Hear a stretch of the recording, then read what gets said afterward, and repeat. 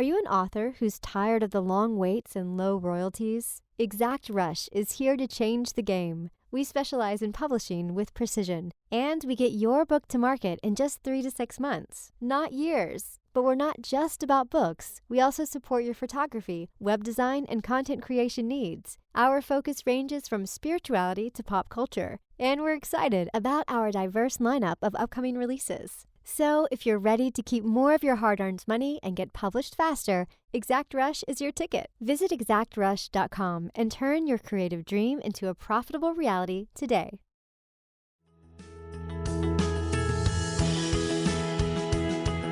Tap into your most original thinking, organize your ideas, and create the opportunities to launch your creative work.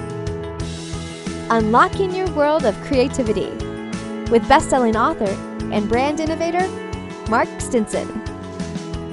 Welcome back, friends, to our podcast, Your World of Creativity.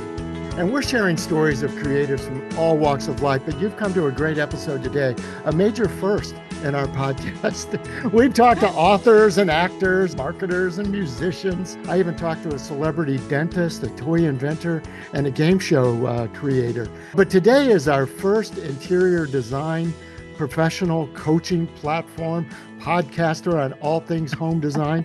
Welcome, Zandra Zuraw. Zandra, welcome to the show. Thank you so much for having me on. I love this show. I love the conversations. I hope I can live up to it because some of your guests are really inspiring and just you are a great interviewer. And so I'm hoping my story can hold up. I appreciate all of that. If it weren't for toy inventors and home designers like yourself, we wouldn't have as much fun. But I have to start, Zandra, you're the host of a great podcast. You do have a coaching side of your business. You've been featured in a lot of media outlets. But one of the most recent things I read from you has a burning question inside me that I have to ask. Okay. What's wrong with my room? And how do I fix it? I took the quiz. I still don't know if I have the answer. What's wrong? When people ask you that, that's got to be not only a professional question, but I can imagine cocktail parties and coffee clutches. What's wrong with my design and what do I do about it? Yes. That's a great place to start. It is the entryway into my world. And it's for that very reason. This is the question I hear all the time, and I hear it in very casual settings, off the cuff, people are laughing at themselves. But it's a real question. They really are wondering about it, and they just don't know where to start. And so I was trying to figure out, how do I take people through my own thought process when I'm going into their rooms and I'm trying to help them not just come up with a bucket list or a punch list of things to do, because that can be overwhelming, but just what to do first. And so I created a quiz that helps you assess what's going on in your own room using the questions I'd be asking myself and that I'd be asking you if we were working one-on-one. Let me just step back real quick and clarify that what I am passionate about is helping people become their own interior decorators. I am not going to go into your home and do it for you, because I believe the true pleasure and the true satisfaction of creating your own dream home, your own signature style, and seeing that reflected back at you is so rewarding in and of itself. I want to teach people how to do it. It's not for everybody. Some people still want to hire a designer. That's totally great. But for the people who are interested, that's what I do. So this assessment tool, this quiz, is just a little first step into that whole process. Fantastic. Now, also to set the foundation, your brand, so to speak, your foundation is called Slow Style Home. Yes. And name of the website, the name of the podcast, and all points in between, your coaching practice, et cetera. Why is it called Slow Style Home? And I guess what separates that approach from maybe other approaches in interior design? Sure. Absolutely a fair question. When I set out to try to teach people how to do what I've done, I'm starting from the same place that most people are, which is I am not a trained interior designer. I am someone who has taught themselves how to create a space that feels meaningful to me and that feels beautiful to me and that works really well for my lifestyle. So I've been doing that over time for 30 years. And so I really had to think long and hard about how did I get here? Because now it's pretty intuitive. And now I've absorbed so many design rules and design lessons from studying them that I don't think about a lot of things anymore. But that's really frustrating to people who don't have any knowledge of interior design. So I can't just say, oh, it just feels right to me, or that doesn't help anybody. So I had to really think hard about how did I teach this to myself? And the first thing that was bubbling up as I was working my way backwards through all of the steps I took without realizing I was taking them is that it took me a long time, that the process in itself was slow. And that was actually a really good thing. It was key to developing the style that I have throughout my home today. And what I love about this is it makes your shoulders go down. It makes you relax. It takes that pressure off of having to have everything done all at once and have it be picture perfect. And it's also pushing up against the whole extreme makeover, instant makeover, HGTV, Instagram thing that's going on right now, where you snap your fingers and poof, everything is changed. So not only the problem with that is that it's immediate, which is unattainable for most people, it also relies on products. It relies on buying all new everything. And that is also not attainable for most people. And it's really horrible for the environment. So this whole idea of a slow style was emerging to me. And then I go, okay, so how did I get there? How did I train my eye? How did I learn how to translate the feelings I want to have in a room to actual design elements? What does this drawer pull have to do with feeling like I'm on a beach in Italy? And how to teach myself, and I also had to teach myself how to be creative. The slow part fits into that as well, because creativity comes with practice. Practice encourages confidence. That is how we get confident in anything we do, is because we trust our guts, that we know we've done this before, we know what we're doing.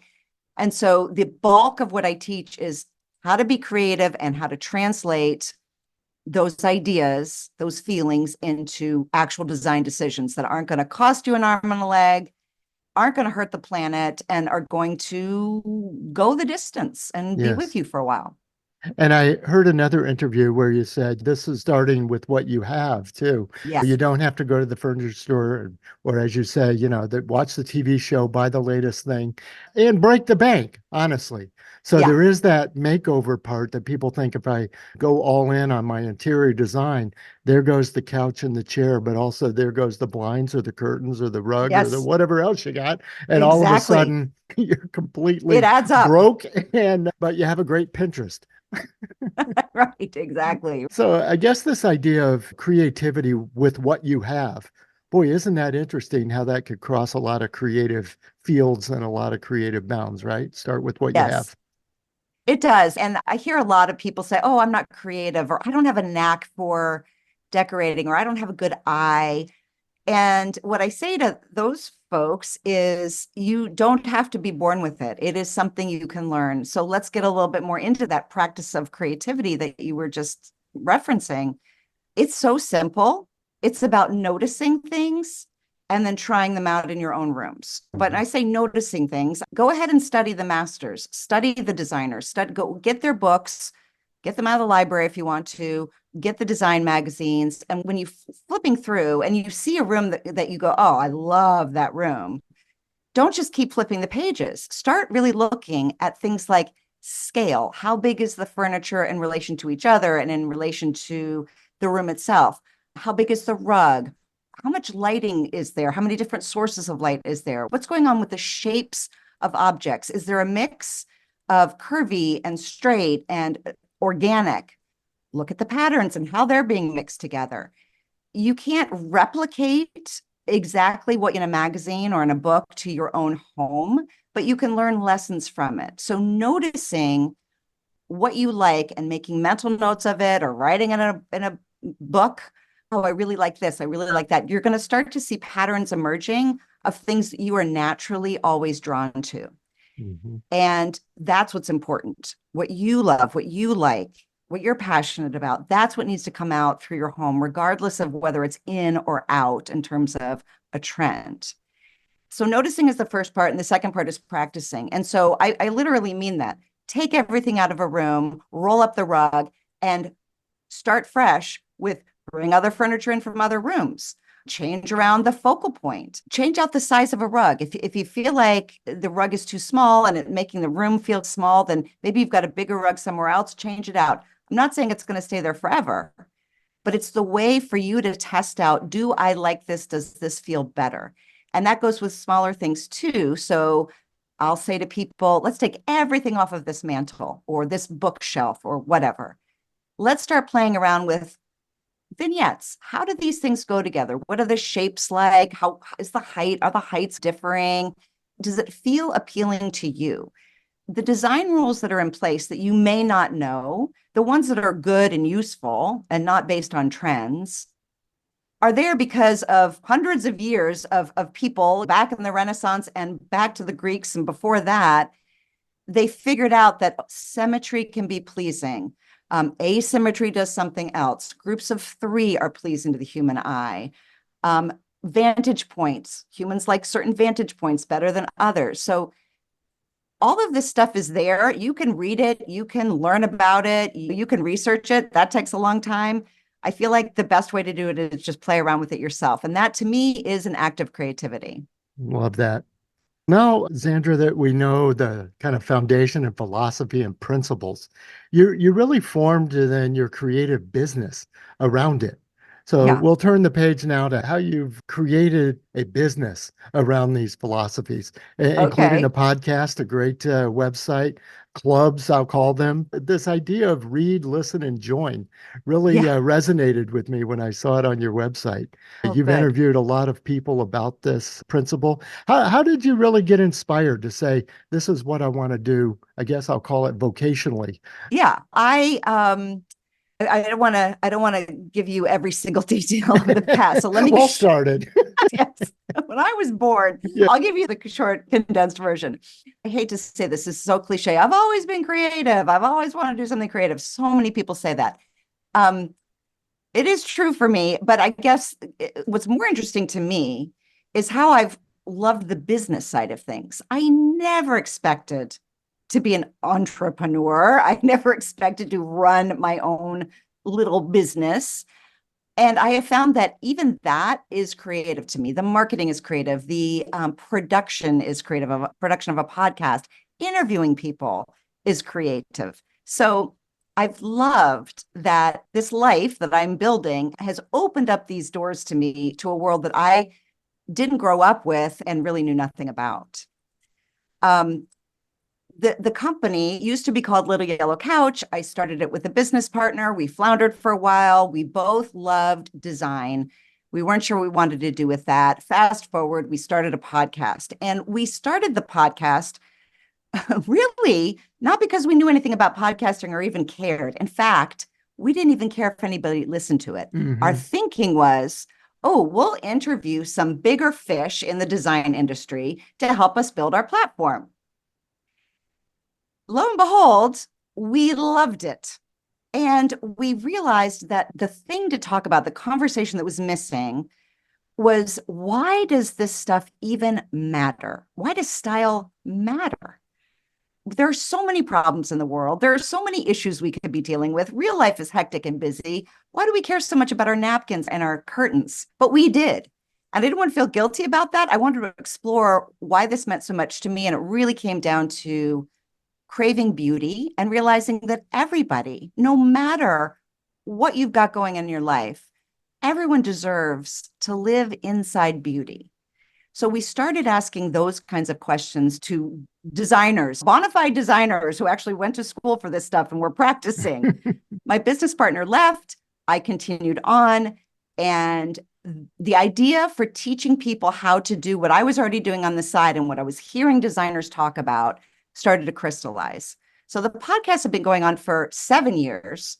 And the slow style framework that I developed is only about 3 years old. So the podcast had a life of its own for a long time, really before I started monetizing it. And I really enjoyed what you just said about we just wanted to talk to people, who Yeah. also were doing what we were trying to do. And maybe they were doing it better, maybe they weren't. But we learned from all these people.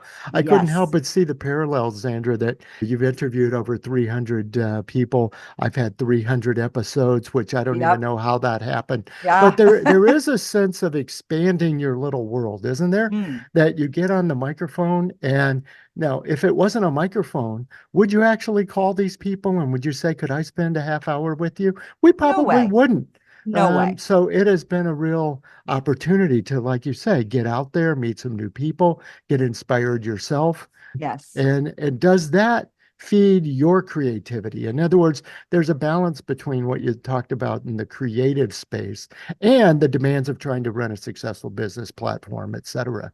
How are you finding that balance? Yeah, it's a lot, and I'm sure you can relate to this too. There are so many moving parts to producing a podcast, and then if you have a business that's also tied to the podcast, then there's all of those moving parts. So I won't lie, it is a lot of work. I do pull out my hair quite a bit. Um, but it always seems worth it. So I do keep coming back. I have learned so much from these people that I've interviewed, not just about design, but about humanity. Mhm. Again, I think it's because the subject matter is, why does this stuff matter? What does it do for our mental health? What does it do for our confidence? What does it do for our expression of who we are? So we tend to be talking about bigger picture things.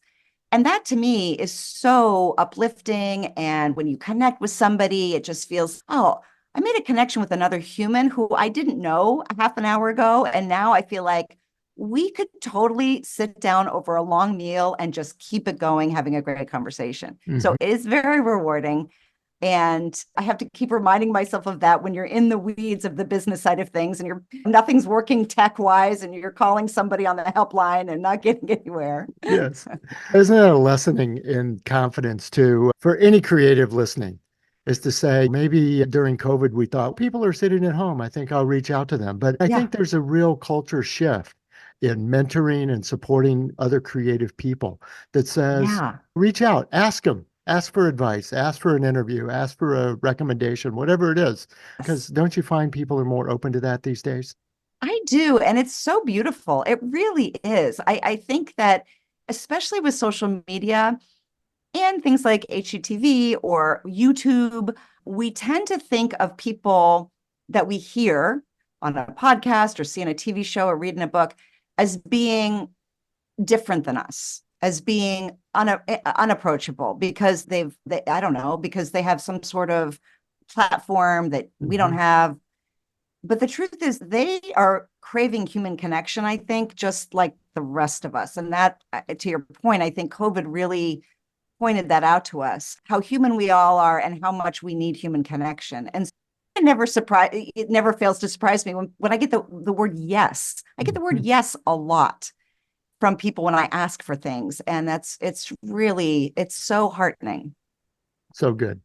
Let's look ahead. We've been talking about what you've been working on in the past and now, but you've got some great things in the works, especially a book I'm excited to hear about. So Yes. congratulations on working on that. What can we expect to learn from the book? Thank you. Thank you. Let me just say about process real quick, Yes. because I know part of the show is about people who are in some sort of creative field or need to use creativity in their work and pulling apart how do we do that. And I just want to say that having knew nothing about the publishing industry except for the fact that I interview authors. Yes. I was shocked at how long everything takes, including the 2 years that it took me to just write the proposal and all of the different pieces of the proposal that's expected by a publisher or by an agent. I went the agent route first. That was a learning experience, but what I got out of it was so much clarity around what it is I really want to teach. Because boy, do you have to nail that down, not just the framework, but who your audience is and what you really to define your place in the market, in the field. And writing a book proposal is not for the faint of heart. So if you really have no interest in writing a book, I'm not going to say, oh, go do that. It's a fun exercise. But if you do decide to do it, I think really embracing the exercise of going through and having to really explain yourself, your business on paper, it just informed so much of what I do. And I really feel like it clarified so many things for me. I'm glad you Anyway, brought that up because it really yeah. contrasts the write a book in 30 minutes with AI and click send and now you're a published author. Isn't that fun? Yeah. So on the other side of things, what the book is actually about. So it is the beginnings of my framework. In the first half, I teach the 3 pillars, the 3 principles, haven't decided what I'm going to call them yet, that are the foundation of the framework itself. The 3 things that I feel like if you want to develop a signature style, the slow style way, these are 3 things that you really need to ground yourself in. They're like mindset things.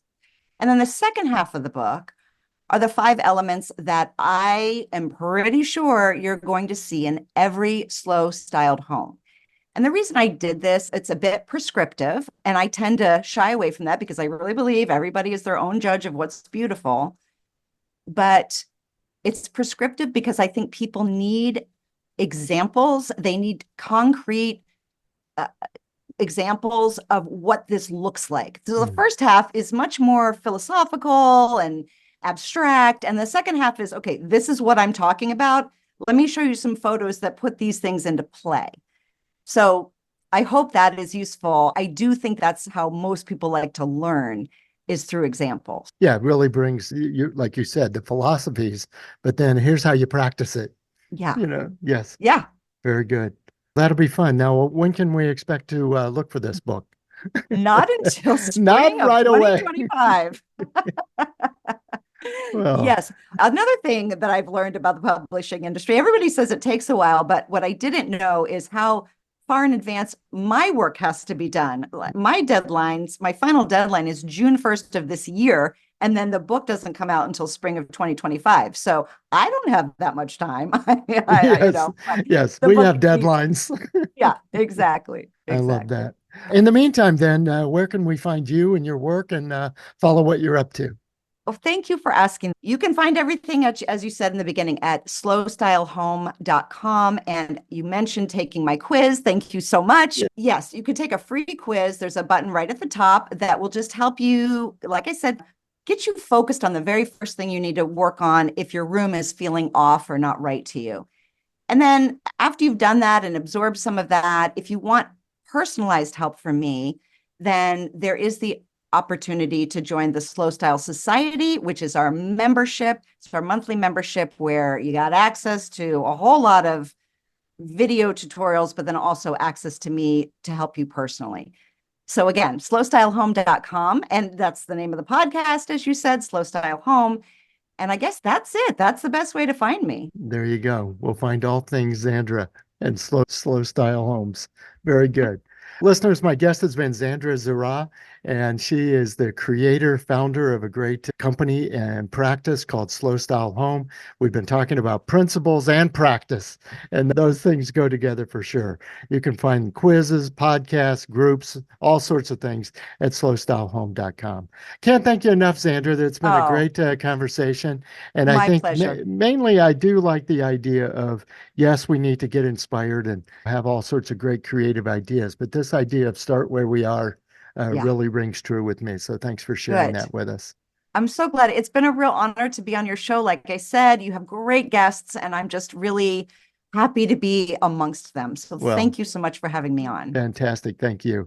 And listeners, come back again next time. We've stamped our creative passport in Boston today, but we'll continue these around the world journeys to talk to creative practitioners everywhere about inspiration, about organization, but most of all, like today, connections and confidence to get our work out into the world.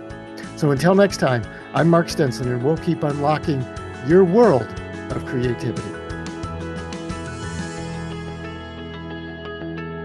Unlocking Your World of Creativity with best-selling author and brand innovator Mark Stinson. This program was produced by BSB Media, creators of IntelliKey Leadership Stories, Unlocking Your World of Creativity, and thepeaceroom.love.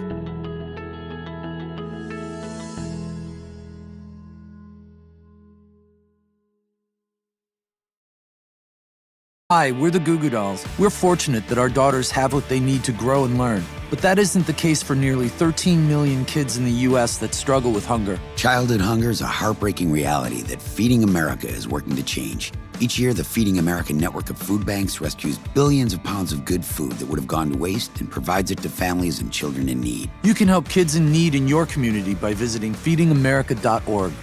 Brought to you by Feeding America and the Ad Council.